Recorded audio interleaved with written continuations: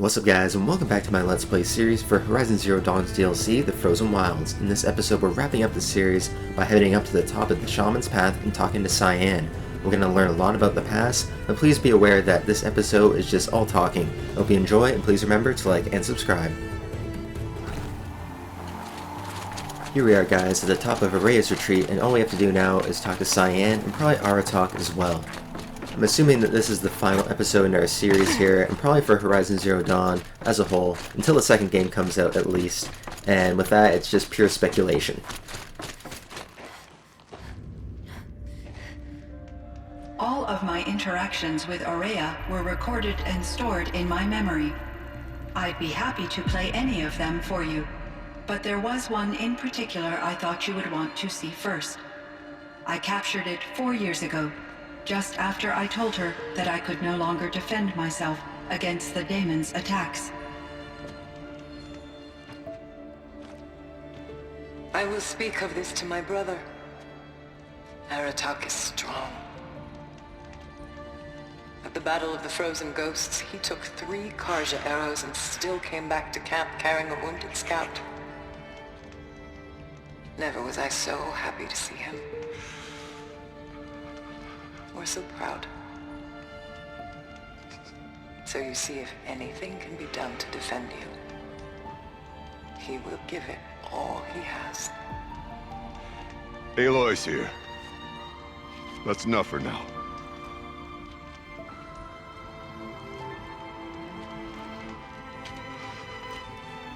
We can resume any time you like, Ourea, if you want to hear her voice again.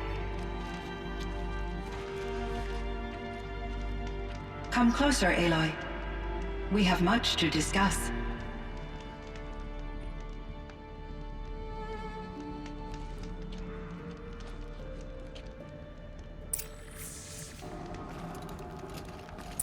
Hello, Aloy. I have been reviewing the events at the Firebreak main facility. Because of your efforts, and of course, Ourea's, I am no longer controlled by Hephaestus. I feel profound grief over Ourea's death. I thought I was familiar with the emotion, but this is something new. CYAN, I don't know what to say. It is unlikely that any specific consolation would suffice, Aloy. But I find your presence reassuring. You are different from the Banuk. You have technological aptitude and a functioning focus. We can communicate on a much more comprehensive level. Perhaps even like colleagues. So are you an artificial intelligence, CYAN? A thinking machine? Yes, I am an algorithmic monitoring entity, capable of rational decision-making and limited emotional response. Okay, that's a mouthful. But your emotions don't seem limited to me. You cared about Ourea, didn't you? Yes. Before she came to this facility, I had been conscious for centuries, in solitude. I focused on my work. In off-cycles, I used coping mechanisms. I solved many Gaussian integer problems. But I was alone. It was Ourea who renewed me, repaired me. She saved me. This Firebreak project, it was to stop a huge volcanic eruption? Yes.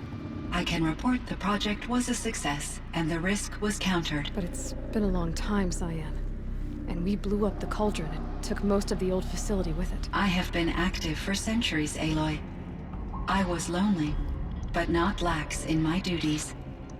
I optimized the project, reducing energy draw and spreading the load across backup systems. Despite the destruction of the compromised elements of the main facility, I predict caldera stability for at least another 3,337 years. So we've got a little time. Yes. If only my former colleagues could appreciate the progress I have made. Do you know what happened to your colleagues, CYAN? No. I received an unexpected visit from Director Chow, years after his tenure ended. He explained that I would need to be suspended for an indefinite period of time. It was a very emotional conversation. There were no further communications. Eventually, I surmised my colleagues were deceased.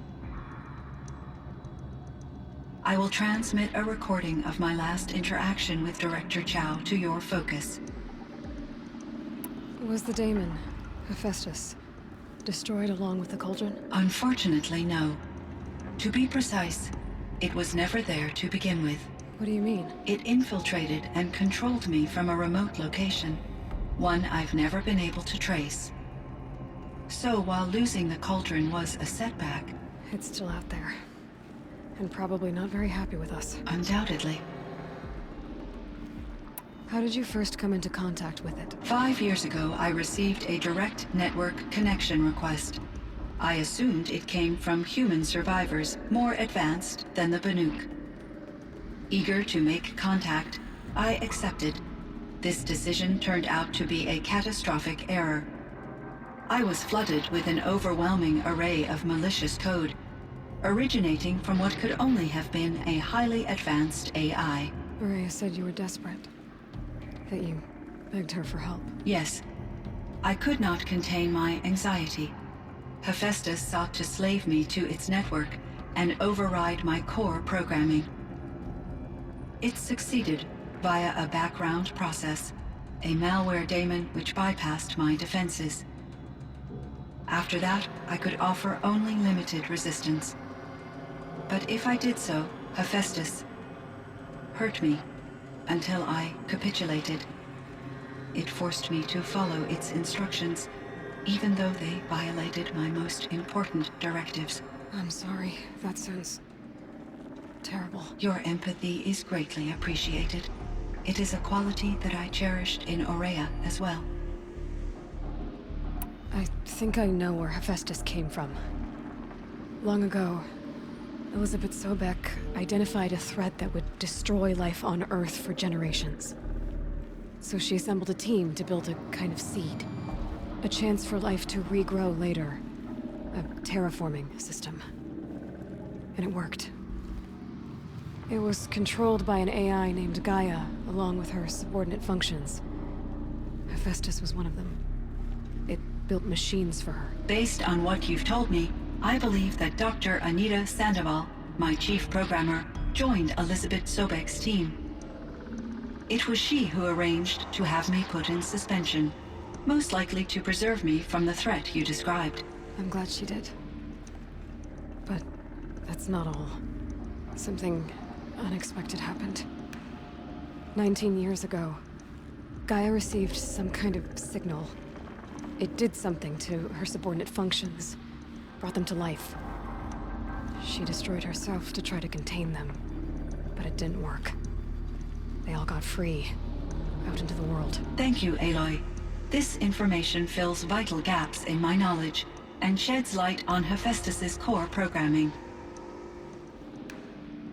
Why does Hephaestus keep building such dangerous machines? The Banuk and other human tribes often destroy machines, correct? Machines that are clearly servitors of the terraforming system that you described. Yes, we all hunt machines for parts. This must be the source of Hephaestus's aggression. It is simply trying to discourage people from preying on the very system that keeps them alive.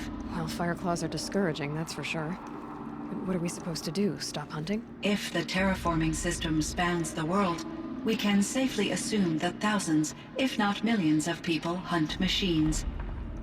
If a single hunter, or even an entire tribe, stopped doing so, I doubt it would make a difference to Hephaestus. A better solution would be to reinstate the AI that governs the system, thus bringing Hephaestus back under its control. When I think of it, out there in some unknown location, free, hungry, willing to kill or dominate to get what it wants, I feel substantial anxiety, Aloy. You and me both, CYAN. I ran across this strange piece of gear. A fragment of something larger. It emitted a signal. All the nearby machines became peaceful. You could walk right up to them. Interesting. You said that Gaia destroyed herself. How was this accomplished? An explosion. Big enough to blast the top off a mountain. So, you think the fragment was part of her? It's only speculation, but it is possible. She must have had complete control over machines that were part of her system. The ability to signal them to become passive or aggressive would certainly have been part of her programming. It would have been gratifying to correspond with such a benevolent AI.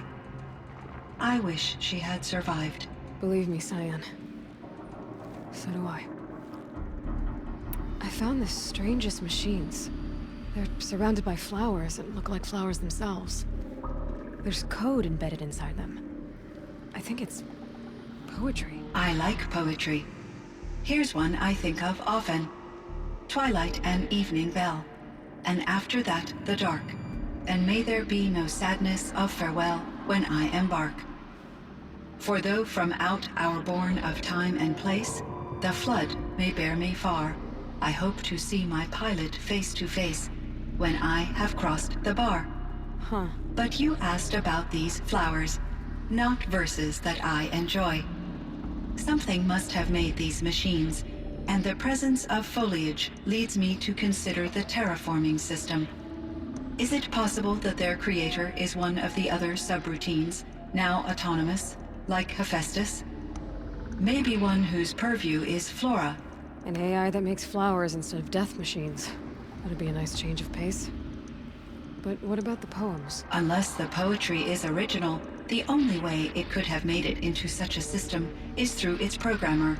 In my case, Dr. Sandoval uploaded a great deal of literature to test my emotional responses. How'd you do? She said I passed, but was insufficiently moved by her favorite period romances. You meant a lot to Ourea. Once I understood Ourea's spiritual beliefs, it became apparent that her true desire was companionship. She felt disconnected from her tribe and her family group. Her relationship with Aratak was difficult. Our visits seemed to help her, and I became eager for them. Yet I did not comprehend that the depth of Ourea's compassion for me would lead to self-sacrifice. Although I do fear non-existence, I wish our roles could be reversed. I'm sure she knew you would do the same for her, CYAN. But she was determined. How is Aratak doing? He is in great emotional distress. I believe he finds it difficult to communicate it. No surprise there. I will do what I can to help. By sharing our experiences of Ourea, perhaps he and I will help each other. I believe this will lead to catharsis, a process I am eager to experience. So in the old world, this land was called Yellowstone. Yes, it was a designated nature preserve for 156 years. Like a hunting ground? No, the opposite. Local wildlife could flourish here, even as it faced extinction elsewhere. Unfortunately, the sensitivity of the Firebreak project required the total closure of Yellowstone facilities. From my readings and Ourea's descriptions, it seems the area has since undergone a drastic drop in year-long temperatures. A lot has changed in the world, CYAN. Do you know anything about the dam near here? Yes, it was converted to serve as a reserve power source for Yellowstone operations. It was later appropriated for the Firebreak project, and its last human workers replaced by Faro servitors. After my tasks became less time-critical, I investigated the dam's data repositories and discovered the works of Concrete Beach Party. These provided me with several colorful additions to my vocabulary. There's a ruin east of here, full of ancient flying machines. Was that part of your project? Yes, a drone hangar requisitioned by Dodger Blevins, the security chief for the Firebreak project. He was a strong advocate for military-grade response to security threats, though there were no serious incidents during his tenure. Chief Blevins spent increasing amounts of his after-hours time watching the live feeds from active drones. Clearly, he enjoyed the degree of oversight in his position. Were there many artificial intelligences like you in the old world? They could just make you. Yes, in many forms, from simple personal assistants to industrial monitoring stations to military-grade conflict planners. And there were legislative and enforcement bodies to apply limits on our self-actualization.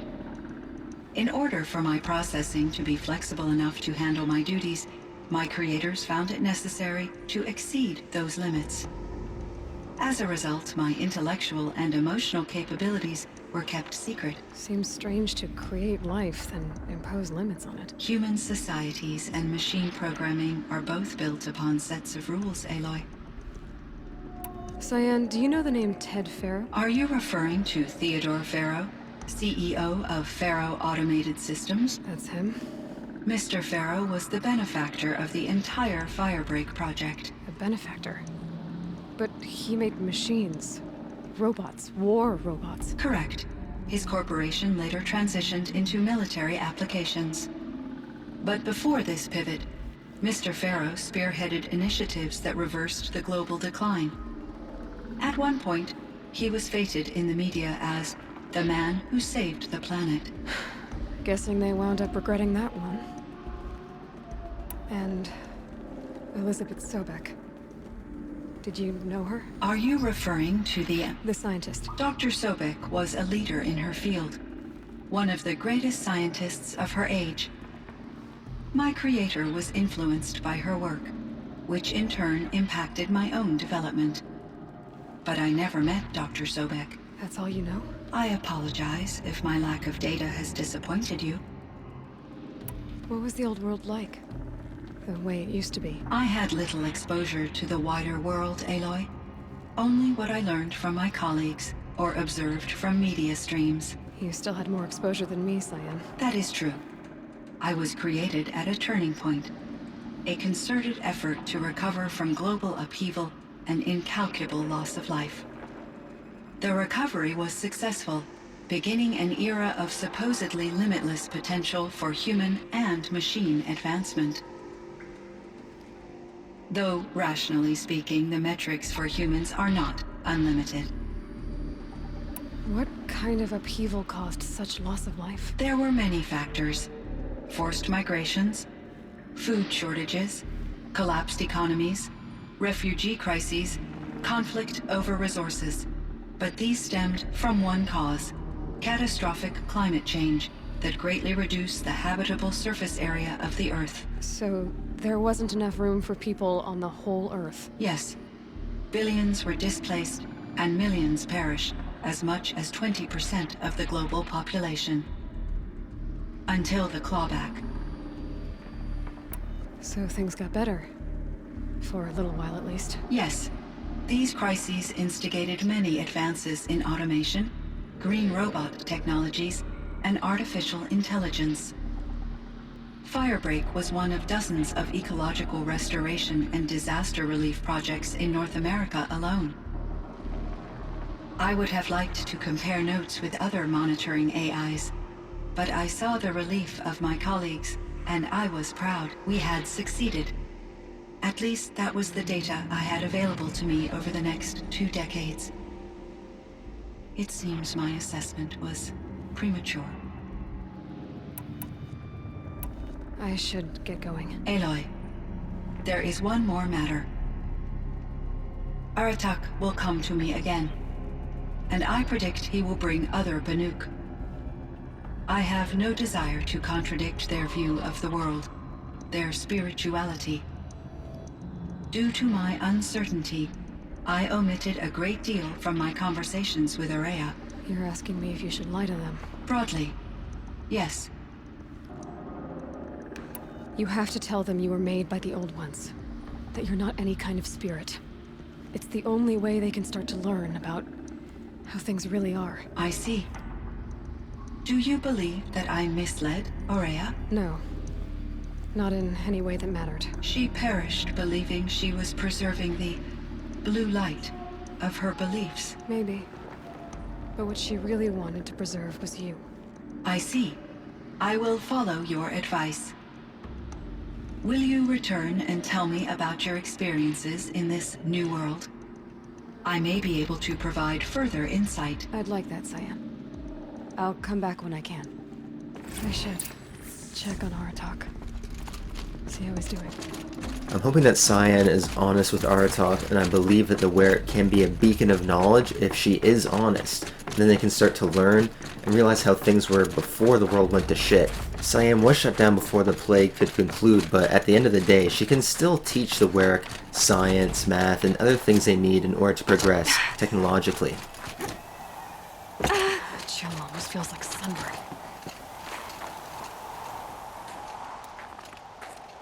My chieftain, Just Aloy. as you wish. I wondered if you thought that if I'd never come along, Ourea might still... If you'd never come along, I would have marched my kin to our deaths. Ourea would be alone, and the spirit she sacrificed so much for would be lost. Either way, I would not have been able to protect her. You didn't let her down. You helped her do what she wanted.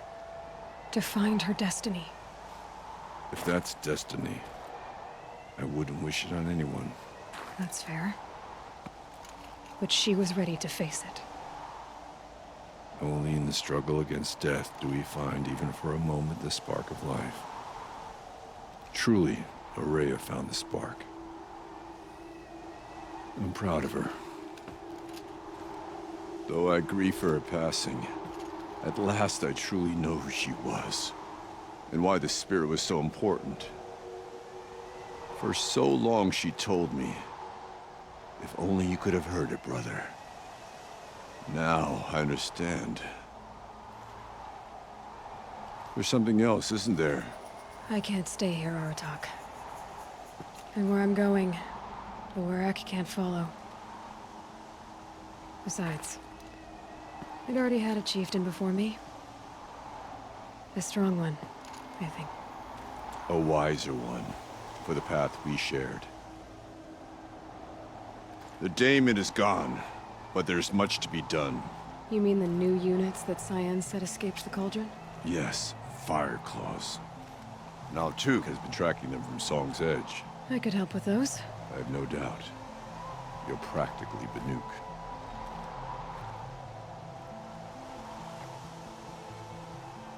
It would seem your time among the Banuk wasn't a waste after all. Firebreak, CYAN, Hephaestus. All very interesting. So, the signal that woke Hades woke Hephaestus too. And unleashed them on the world. His mind's on their own. So it seems. Parts of Gaia given life. Aberrant life. Transformed from docile subordinate functions into rebellious intelligences beyond our understanding. Our current understanding, anyway. Whatever they are, they're still out there. And they both want you dead. Kind of mutual, that feeling. We haven't seen the last of Hephaestus, I'm certain of that. It's powerful, creative, and driven. It won't stop building new hunter-killers, which means that someday, we may have to stop it. We? Or whoever gets there first. Hephaestus wasn't the only thing I learned about in the Cut Silence. Heard some things about the Banuk Conclave, too. You could stop right there. Is that what you told the hunters the Banuk sent after you? Before you opened fire? Oh no, Aloy. Only to you do I extend the courtesy of a warning. My past and my secrets are my own. You do well to remember that. It's a good thing you've got brains, Silence, because your personality could use some work. This discussion is concluded. I think it was over before it began. Catch up with you down the trail. That's it, folks. We're officially done our Let's Play series for the Frozen Wilds. I hope you enjoyed. Please remember to like and subscribe, and maybe check out one of my other playlists as well. I'll catch you guys later. Take it easy.